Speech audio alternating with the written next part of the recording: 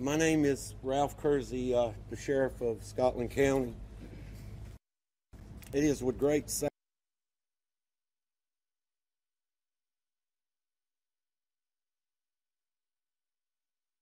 4 days you have seen an enormous amount of work gone into this search for little Raul.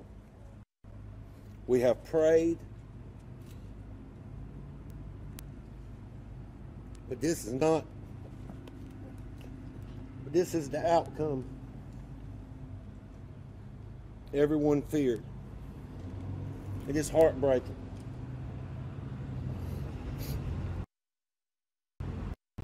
We did an initial search with dive teams that turned up negative, but today, as promised, we began to drain.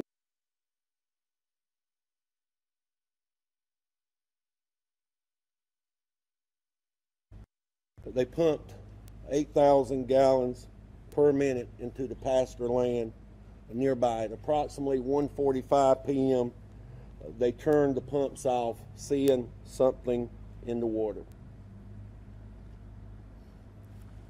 The Scotland County Medical Examiner's Office is helping us to confirm the identity and cause of death. At this time, it appears to be accidental. We will continue the investigation until we have the answers to what happened to this little boy. I ask all citizens of Scotland County to do what we do best in certain times like this, and that is to come together. The family of Raul needs our prayer and support. Now I will turn it over for questions. Sheriff, this is obviously very emotional for you. Over the last 4 days, what type of connection do you feel to this boy? Close.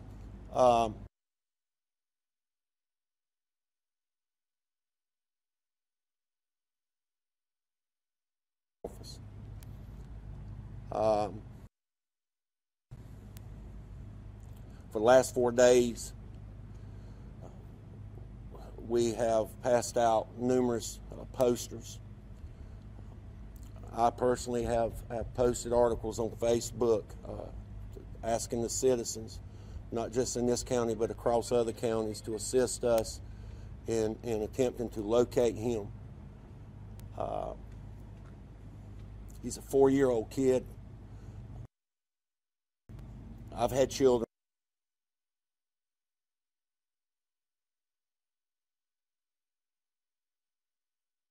I just don't know what to feel. We were hoping for the best, and that is not what happened today. Once the dive team went into the water and came back with essentially nothing or no signs of Raul, what prompted you to say, let's go ahead and drain this lake? I'll let FBI, Jason. Well, I'd like to say that when it comes to the decision to do that, the dive team did an excellent job trying to determine quickly if Raul was in locations where they thought he would be. Once they came back negative, we continued a very exhaustive search of the woods with executive management, emergency management, which did a very large, very thorough search of the wood area. When that, in conjunction with very good work by the law enforcement agencies that were working on this case, was combined, it was determined that in order for us to determine the next course of action, we really needed to eliminate that body of water. And draining a body of water such as that, that really is the best way to determine if Raul's in there. And as a result today, we determined that he was.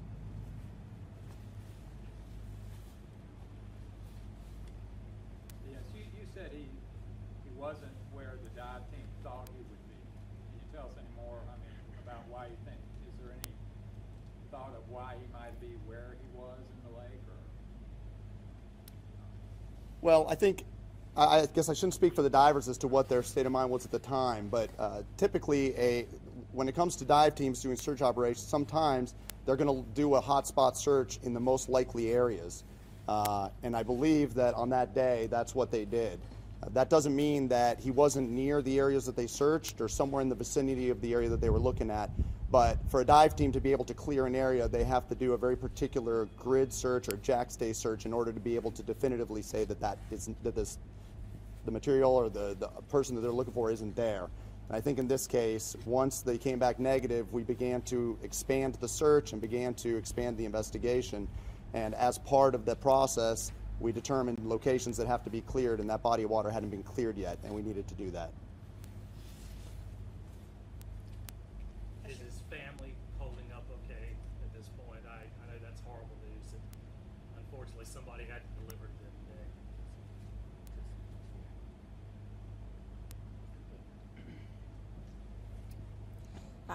The family is contending as best as they can. Naturally, this is a very difficult time for them, as you can imagine, at the loss of their child.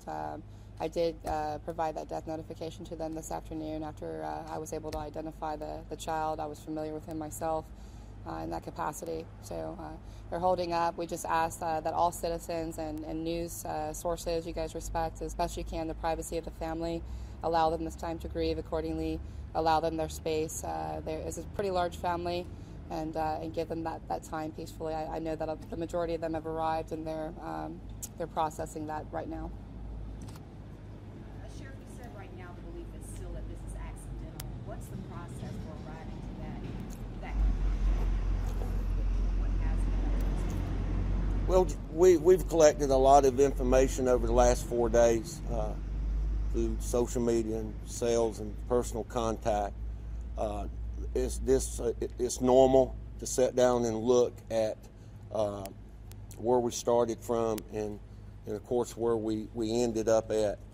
And right now it is an accidental death, and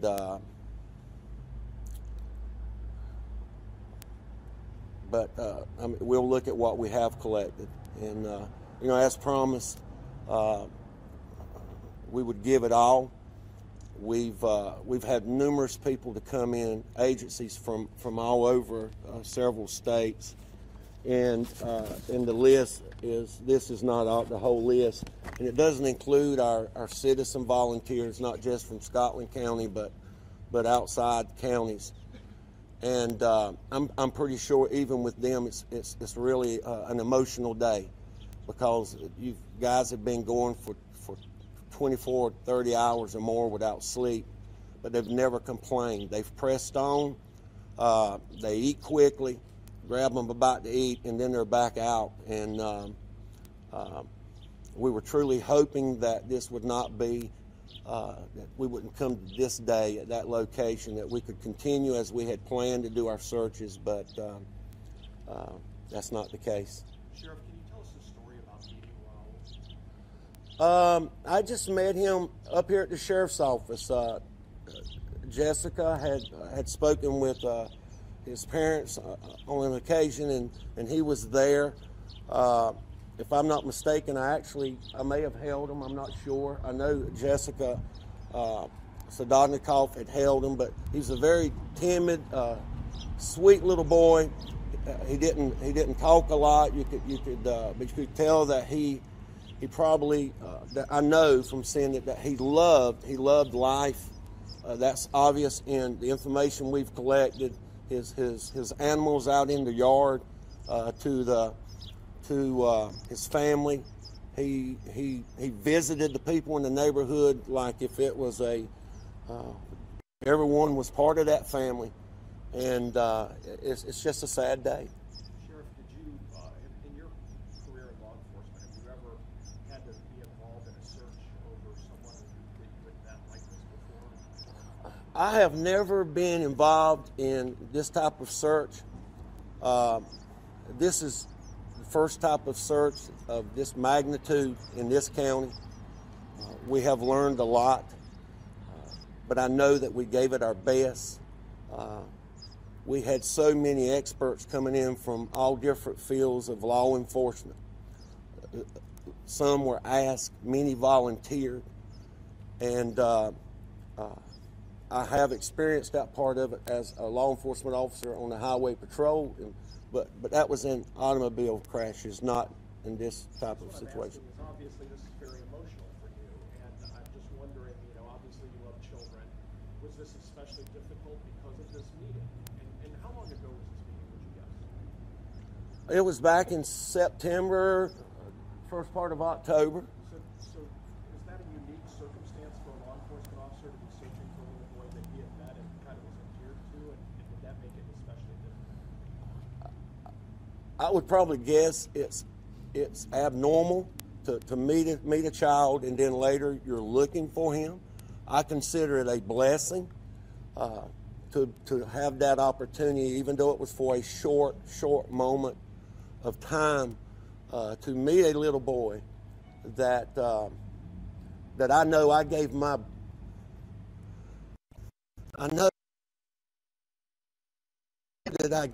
best to